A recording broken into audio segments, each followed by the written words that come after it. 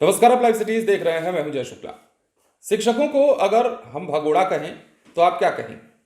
जाहिर सी बात है, आप हमें कोसेंगे और हमारे ऊपर नाराज होंगे और कहेंगे कि शिक्षक को आप भगोड़ा कैसे कह रहे हैं? गुरु का सम्मान क्या आप नहीं करना जानते हैं? तो यकीन मानिए, ये हम कह नहीं रहे हैं, बल्कि ये खबर आपको बताने आए हैं कि बिहार के अब कुछ ऐसे शिक्षक हैं जो भगोड़ा घोषित किए जाएंगे। और उन्हें भगोड़ा घोषित करेगा कौन? उन्हें भगोड़ा घोषित करेंगे शिक्षा विभाग के अपर मुख्य सचिव आईएएस के पाठक। अब देखिए, कई सवाल हैं। कौन से ये शिक्षक हैं और के पाठक ने भगोड़ा घोषित किए जाने की बात क्यों कही है, और इन्होंने ऐसा क्या काम कर दिया है जिसके चलते विभाग को इस प्रकार की बात कहनी पड़ रही है? विभाग जिसने कि जाने वाले शिक्षकों को मदद करने का आश्वासन दिया था, यह कहा था कि जो शिक्षक बन गए हैं और उनका कहीं और ज्वाइनिंग हो रहा है वो जा सकते हैं, हम उनकी मदद करेंगे, उसी विभाग को अब ये सब क्यों कहना पड़ रहा है, वो हम आपको समझाने आए हैं कि बिहार के अब शिक्षकों को भगोड़ा घोषित क्यों के पाठक करने जा रहे हैं। बीपीएससी के द्वारा आपको पता है कि आयोजित परीक्षा को पास कर आए शिक्षकों ने स्कूल में योगदान दे दिया।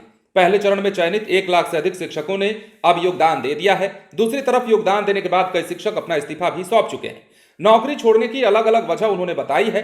वहीं दूसरी ओर योगदान देने के बाद भी कई बीपीएससी शिक्षक लगातार गायब रह रहे हैं और अब ऐसे में शिक्षकों पर शिक्षा विभाग का डंडा चलने वाला है। विभाग अब ऐसे शिक्षकों को चिन्हित करेगा और कड़ी कार्रवाई करेगा। शिक्षा विभाग के अपर मुख्य सचिव के पाठक ने कहा है कि ऐसे शिक्षक भगोड़े घोषित किए जाएंगे और आगे की कार्रवाई के बारे में भी उन्होंने बताया है।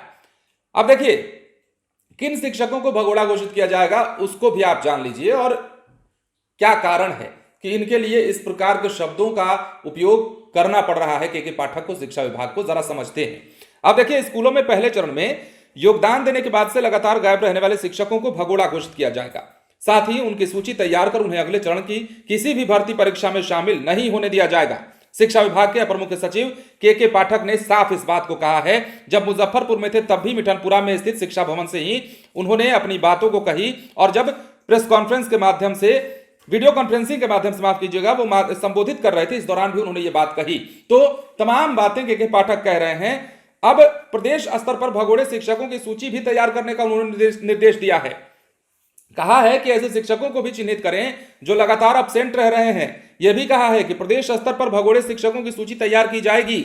उन्होंने पहले चरण में योगदान देने वाले जिन शिक्षकों का अब तक नंबर जनरेट नहीं हुआ है उनको लेकर डीईओ को आदेश भी दिया है। तो तमाम बातें के पाठक एक तरफ जहां सुविधाओं को बहाल करने की कोशिश कर रहे हैं, हर चीज को ट्रैक पर लाने की कोशिश कर रहे हैं, तो वहीं दूसरी तरफ कुछ शिक्षक ऐसे हैं जो अपने कर्म को भूल गए हैं, या यूं कहें कि वो योगदान देने से वंचित खुद को रख रहे हैं या फिर अब्सेंट रह रहे हैं। तो ऐसे शिक्षकों को जो है के पाठक भगोड़ा घोषित करेंगे, और ये बात उन्होंने साफ साफ कह भी दिया है। लगातार स्कूलों का दौरा, लगातार प्रशिक्षण केंद्रों का निरीक्षण और लगातार कई प्रकार के निर्देश शिक्षा विभाग के अपर मुख्य सचिव के पाठक लगातार दे रहे हैं। और सबसे अहम बात ये कि के पाठक हर हाल में शिक्षा व्यवस्था को पटरी पर लाना चाहते हैं, जिसके लिए तरह तरह के काम किए जा रहे हैं। बने रहें लाइव सिटीज के साथ। धन्यवाद।